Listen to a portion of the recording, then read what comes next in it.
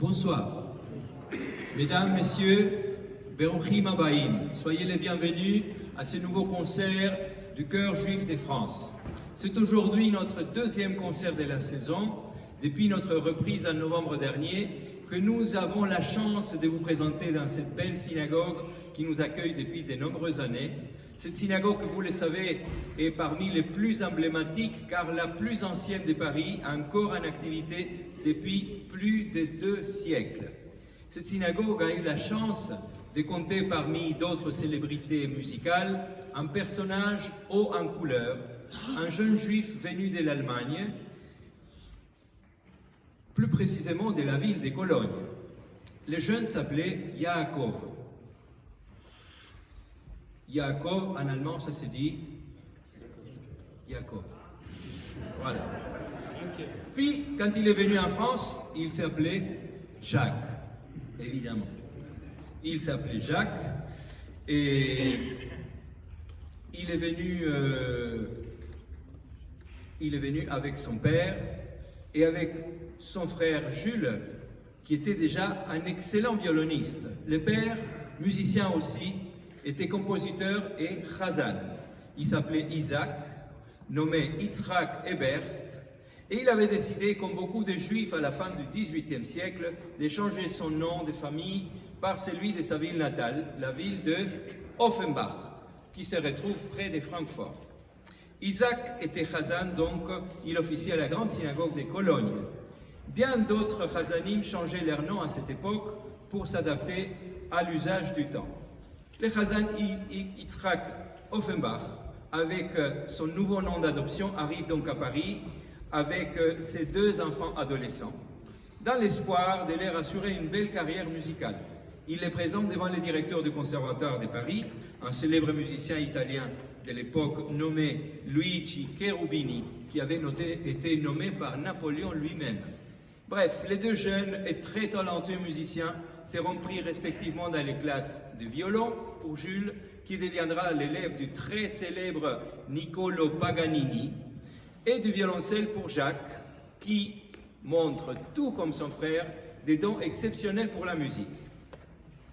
Et comme il fallait vivre et gagner son pain, les jeunes frères sont amenés ici même, dans cette synagogue, où le père Chazan propose, grâce à leur solide tradition dans la musique juive, les services partagés de 2 enfants comme chef de chœur pour les offices. L'aventure commence donc bien, mais même très bien. Mais le petit salaire des jeunes chefs de chœur ne suffit pas aux frères Offenbach pour subvenir à leurs besoins. Ils commencent donc à travailler aussi ailleurs pour arrondir leur fin du mois et sont obligés d'accepter du travail dans les orchestres des théâtres parisiens où des représentations se déroulent souvent les vendredis soirs en plein Shabbat. Les choses se compliquent donc, malheureusement les 2 frères sont obligés de quitter leur travail musical ici à la synagogue. Le frère aîné, Jules, va malheureusement décéder très tôt, laissant son frère Jacques Offenbach, que vous connaissez sûrement, seul pour mener sa carrière de musicien et compositeur. Jacques Offenbach va devenir le plus grand génie de l'opéra comique que l'on connaît et il va gagner une célébrité mondiale en composant des titres tels que La vie parisienne. Vous connaissez La vie parisienne? Il va écrire aussi La belle Hélène, où il se moque encore de la mythologie grecque, et Orphée aux enfers, donc que des moqueries et des situations aptes à l'opéra bouffe qu'il invente lui-même. C'est donc avec sa musique que l'on va commencer notre concert en vous présentant ici un medley que j'ai arrangé spécialement en 2020 pour commémorer le bicentenaire de la naissance de Jacques Offenbach et qui a été donné pour la première fois à la salle Cortot à Paris. Là, vous entendrez sûrement des airs que vous allez reconnaître parmi les plus fameux des opéras d'Offenbach et vous allez peut-être vous poser la question: d'où a-t-il sorti ces airs? Pourquoi avoir choisi ces rythmes de danse aussi particuliers qui n'étaient pas du tout la norme dans la France de l'époque? Pourquoi sa musique invite à la danse? Mais de quelle danse s'agit-il? Ne viendrait-il pas de l'Est de l'Europe? Ne serait-ce des danses chassidiques?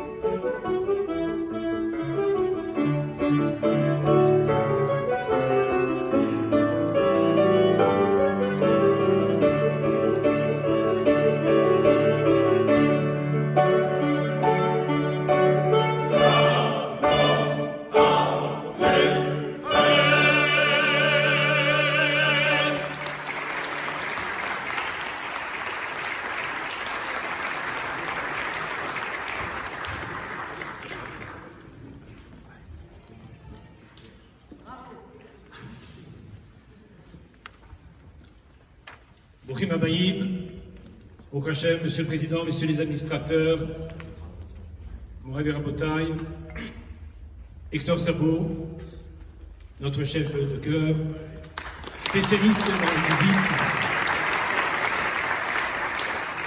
Moshe Benamou, au piano, Sanko, Ariel Poupon, bien sûr, au saxophone, et notre canteur Raphaël Cohen, Rabbi Raphaël. Et sans oublier tous les choristes.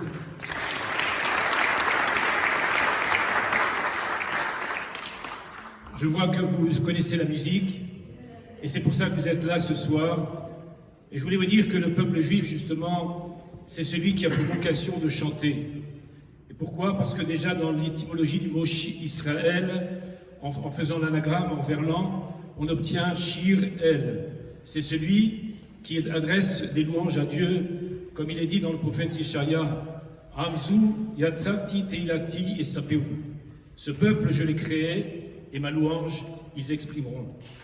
Et voilà qu'aujourd'hui, effectivement, on vient à quelques encablures de la fête de Pessah. J'avais demandé donc au Chœur juif de France de préparer un programme spécial Pessah qui va nous plonger dans cette festivité, cette joie particulière qui est pleine d'évocations, de souvenirs, parce que vous savez qu'en hébreu, en anglais, Passover, en verlan, vous savez quoi? Overpass. You know what is this? Et qu'est-ce que ça veut dire overpass? C'est le pont des générations. C'est-à-dire qu'effectivement, lorsqu'on a donné à nos enfants un message, un enseignement, des valeurs, un vécu de ce Seder de Pessah, alors à ce moment-là, il y a quelque chose qui reste dans la conscience et la mémoire et le mental d'un être et qui peut être transmis aussi au fil des générations. C'est grâce justement à ces moments, à ces papas, à tous ces enfants qui sont devenus grands, qui ont permis à ces générations de devenir ce qu'elles sont aujourd'hui. Et je voulais vous dire qu'effectivement, Pessah est un moment de joie, d'émotion, et ces émotions aussi, vous allez les sentir dans quelques instants avec cette panoplie de chants de Pessah. Alors justement, la paracha de cette semaine, c'est quoi? C'est Azria, Metzora, la prochaine semaine aussi. C'est les lois concernant la parole. Et d'ailleurs, la prochaine conférence que nous réaliserons sera le 26 avril. Je lance une page de publicité, vous voyez avec moi, à 19h45, et nous traiterons la parole et ses méfaits. Alors justement, Pessah, c'est Pessah, c'est la bouche de vie. Et Pharaon, c'est quoi? Les lettres extrêmes, c'est P, et les lettres médianes, c'est Ra, mauvaise. C'est la bouche mauvaise. Et justement, si vous allez à Luxor, il y a un hiéroglyphe sur lequel il y a marqué, vous savez quoi? La race des Hébreux s'éteindra. Mais nous, Am Israël, Chai.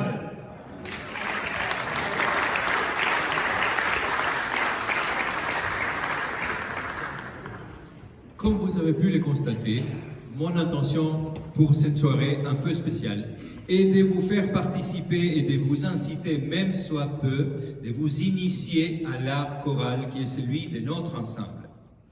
Les frères Offenbach, dont on a parlé tout à l'heure, n'ont pas réussi à travailler durablement dans cette synagogue, mais une forte tradition musicale s'y est perpétuée. Elle a évolué, elle a pris des formes différentes et variées au cours des 2 derniers siècles. Aujourd'hui, on va faire le pari de continuer à développer à notre manière, en essayant de continuer à vous faire participer activement à cette fête musicale proposée par les chœurs juifs de France, qui est une émanation de la PAC, l'association pour la promotion de l'art cantorial présidée par le rabbin Raphaël Cohen, conjointement avec les consistoires de Paris-Île-de-France qui soutiennent notre chœur depuis novembre 2006, date de notre création. Le rabbin Torjman nous a parlé de Pessah. Vous connaissez sûrement Ma nishtana halayla hazeh mikol haleilot. Qu'est-ce qui est différent? Qu'est-ce qui distingue cette nuit de toutes les autres? C'est ainsi que commencent donc les chants les plus connus du Seder de Pessah, la fête de la liberté, celle de la sortie de l'esclavage, celle qui nous mène vers une vie nouvelle, responsable, où la liberté doit être précieusement préservée pour qu'elle demeure comme notre bien le plus précieux. Je me suis donc posé cette même question par rapport à notre concert de ce soir, qui se poursuit justement par ces chants suivis d'un autre bien connu, Dayeinu. Il nous est suffisant. Vous direz peut-être ça à la fin du concert. Lors du premier confinement, à cette même époque de l'année, lorsque nous étions obligés de limiter le Seder de Pessah au cercle restreint de la famille habitant un même foyer, il m'est venu l'idée de composer un petit arrangement à 3 voix pour chanter Ma nishtana pendant le Seder avec mon épouse et mon fils, le petit dernier de mes 3 enfants, qui habitent encore chez nous à la maison. Nous l'avons joyeusement chanté pendant nos Sédarim, puis nous avons pu partager un enregistrement que nous avons fait par la suite avec le reste de la famille et quelques amis. Et là, une vérité s'est imposée.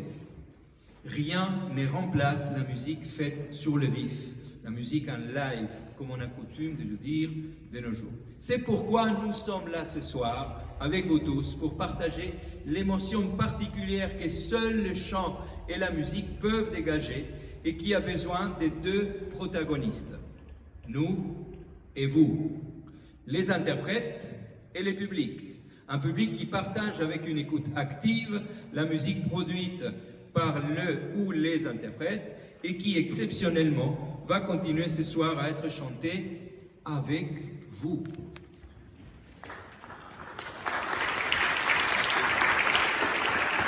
Entre vous et nous, la musique. Rien que la musique, cet organisme sonore éphémère qui apparaît et qui disparaît tout de suite pour ne rester que dans notre mémoire, dans les souvenirs immédiats qu'elle produit et qui fait du bien, qui crée l'harmonie dans le partage des sons différents, des sons qui se mélangent pour faire des accords, pour créer une mélodie qui peut être accompagnée par d'autres voix et qui trouve son équilibre dans les bons dosages de ces différentes voix. C'est cela notre cœur, c'est cela notre répertoire à plusieurs voix qui s'adresse à tous et qui véhicule aussi un message de paix, une parole de sagesse, d'espoir et de foi, qui transporte nos prières et qui nous donne la joie, mais aussi parfois un sentiment de tristesse lorsqu'on évoque des faits qui nous préoccupent ou qui nous menacent, tel que beaucoup de nos chants l'expriment, et je laisserai la parole au rabbinim tout à l'heure pour vous parler un peu de Vehi She'amda.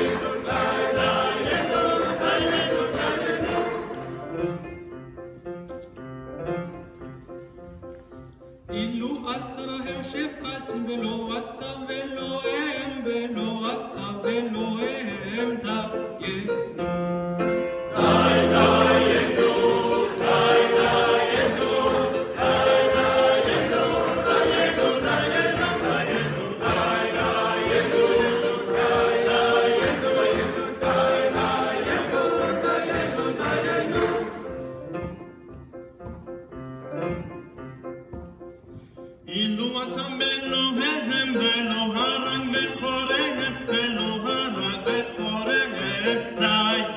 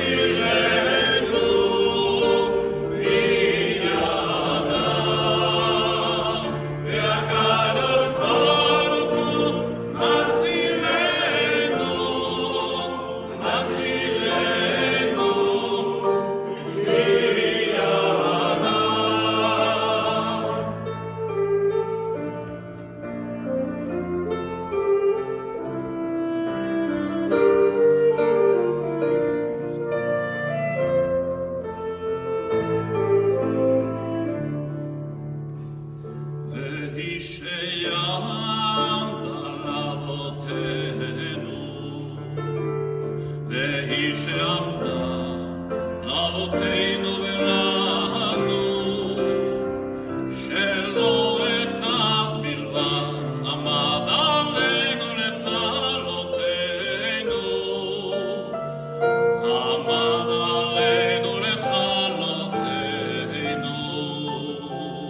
והיא שעמדה לאבותינו, והיא שעמדה לאבותינו ולנו, שלא אחד בלבד עמד עלינו לכלותנו, עמד עלינו לכלותנו. והקדוש ברוך הוא מצילנו, מצילנו מידם. והקדוש ברוך הוא מצילנו, מצילנו מידם.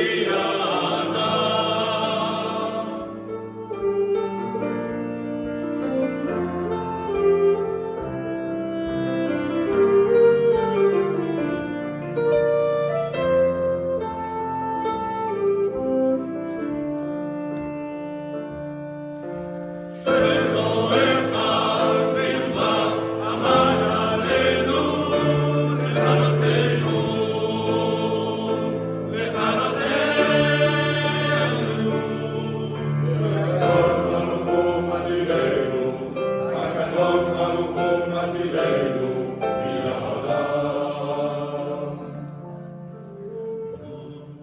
נה נה נה נה נה והקדוש ברוך הוא מצילנו, מצילנו מידם.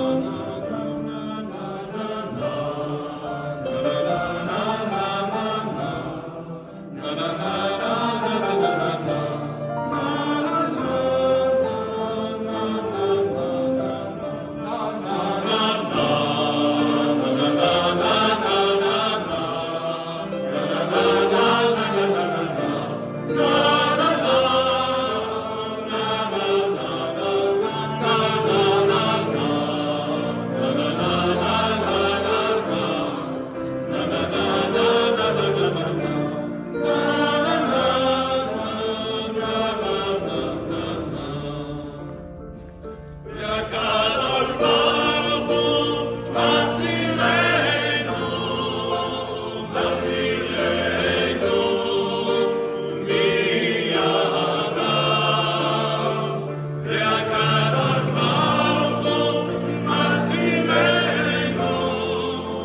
מצילנו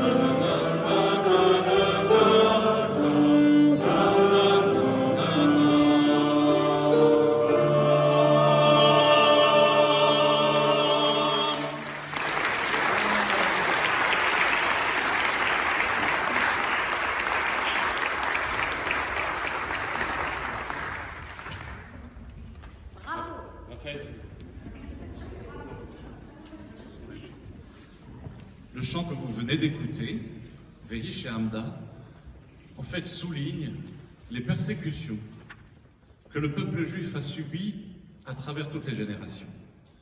Et c'est encore plus d'actualité aujourd'hui, avec ce qui se passe en Ukraine, avec toutes les souffrances qu'il y a, avec les 350 000 juifs qui sont aussi là-bas, qui souffrent et qui, au jour le jour, luttent pour sauver leur vie. Alors, je voudrais bien que ce chant que vous venez d'entendre leur a été dédié, Vehi She'amda, Aval HaKadosh Baruch Hu Matzilenu Miadam. Dieu vient toujours à notre secours.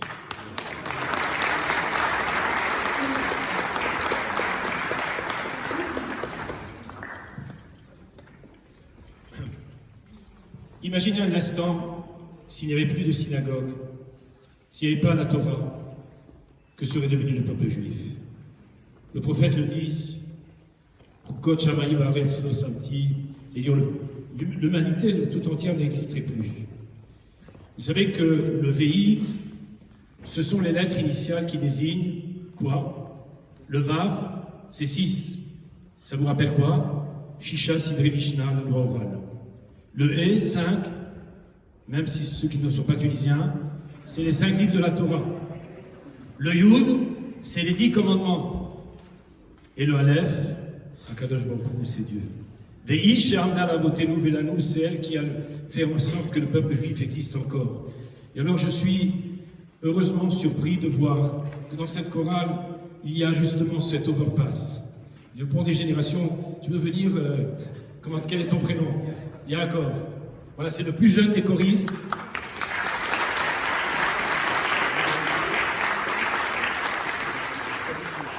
Bonsoir à tous. Mazak. Il a 16 ans, c'est le plus jeune. Et puis on voit bien qu'il y a toutes les tranches d'âge qui sont représentées. Félicitations à toutes ces personnes qui, chaque lundi, ou une fois tous les 15 jours, font une répétition régulièrement, dirons-nous. Alors, je voulais juste terminer en disant qu'effectivement, vous savez que les pierres sont les témoins de la succession des générations. Cette synagogue, elle a 200 ans. Imaginez le nombre de personnes qui sont venues au cours de l'histoire et qui ont jalonné tous ces moments prestigieux. Je voulais vous dire que, effectivement, en hébreu, une pierre se dit Even, en 3 lettres, pour ceux qui font des mots croisés en hébreu. Zarma. Alors, le Aleph, c'est l'initiale de Av et de M. C'est le père et la mère. Le Bet, c'est Ben et Bat, le fils et la fille. Et nous, ce sont les Ninim et les Nechadim, c'est-à-dire les petits-enfants et les arrière-petits-enfants, alors que cette chaîne des générations puisse continuer à tout jamais avec votre présence et avec votre force et votre concours pour donner aux générations futures aussi cet élan, cette force et cet enthousiasme.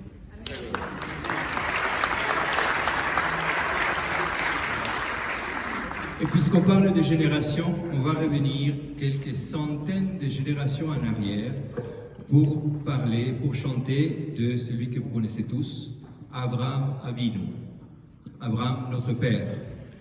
C'est le patriarche commun qui relie les 3 religions monothéistes. Le premier, le plus ancien de nos ancêtres, c'est lui qui a pris l'initiative de se séparer de ses racines, de ses origines mésopotamiennes, pour adhérer à une nouvelle religion qu'il a découvert lui-même par la révélation divine. C'est alors qu'il s'est vu ajouter 2 sons nouveaux à son nom d'origine lorsqu'il a eu sa révélation. Alors, tout comme son petit-fils Yaakov, tu es là? Mais je parle du petit-fils d'Abraham. Yaakov, qui s'appelait plus tard Israël, le nom d'Abraham s'est vu modifié par l'ajout du He, suivi d'un A, Avraham. Sonorité qui exprime le souffle, l'esprit. C'est qu'en hébreu, un seul mot unique veut dire la Neshama. La chanson judéo-espagnole Cuando el rey Nimrod raconte l'histoire du roi qui a fondé plusieurs villes mésopotamiennes, dont la plus importante était la Babylone. Babel. La chanson raconte une vision qu'a eue le roi Nimrod dans les ciels, lui annonçant la naissance d'Abraham, la lumière d'Israël.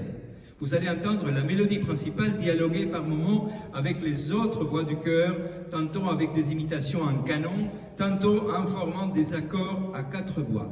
Et après, je vous ferai chanter.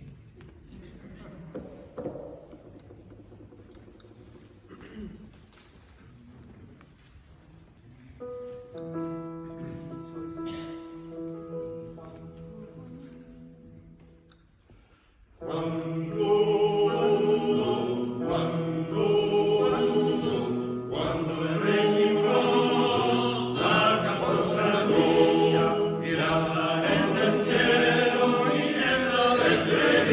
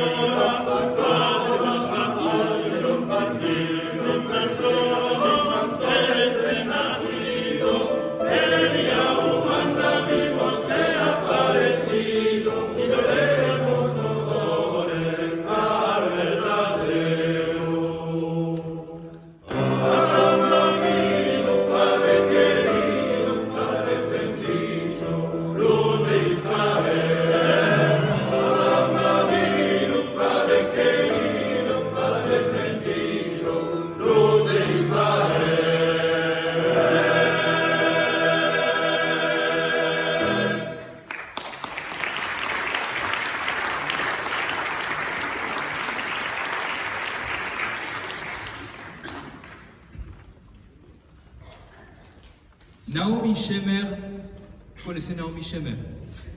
Je suis déjà sur la prochaine chanson. Yerushalayim Shel Zahav, vous connaissez? On ne va pas la chanter ce soir. Je vous parlerai tout à l'heure de Naomi Shemer, mais vous connaissez cette chanson peut-être? Abraham Avinu. Abraham Avinu. Faites. Abraham Avinu. Écoutez, écoutez, écoutez. Il faut chanter, messieurs. Écoutez, écoutez, écoutez. Abraham Avinu. Ça, c'est pour les voix graves. Les voix aiguës. Abraham Avinu.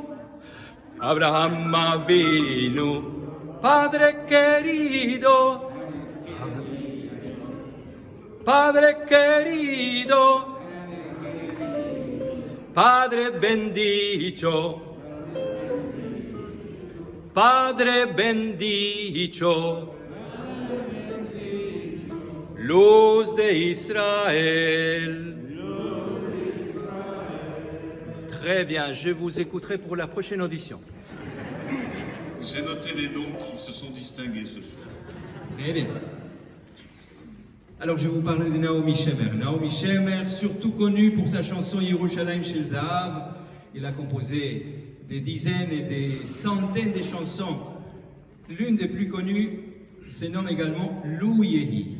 Qu'il en soit ainsi. Expression qu'on pourrait également assimiler au mot Amen.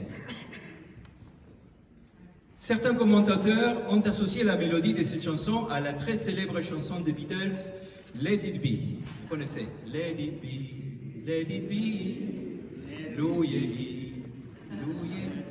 Voilà. C'est pas la même mélodie, mais vous allez trouver quelques similitudes. Let It Be, signé par le non moins célèbre Paul McCartney. En effet, si vous écoutez bien, il y a une petite ressemblance dans le style. Lou Yehi présente un magnifique texte tout habillé de spiritualité et d'allusion à la foi juive.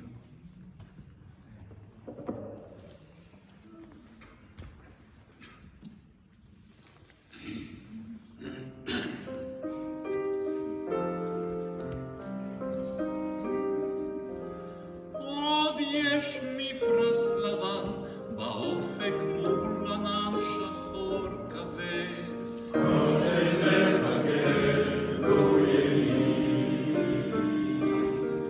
והנה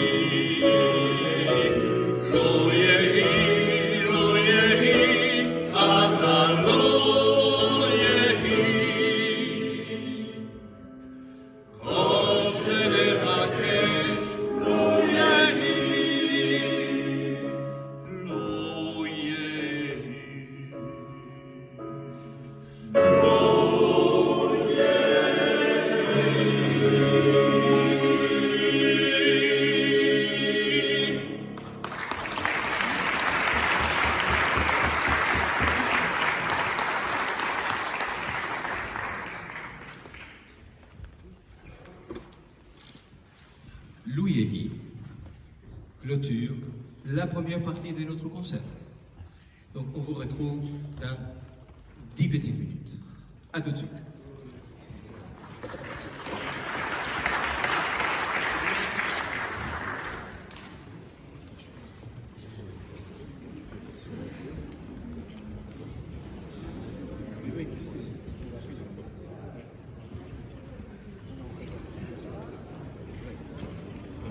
Ce n'est pas terminé, hein?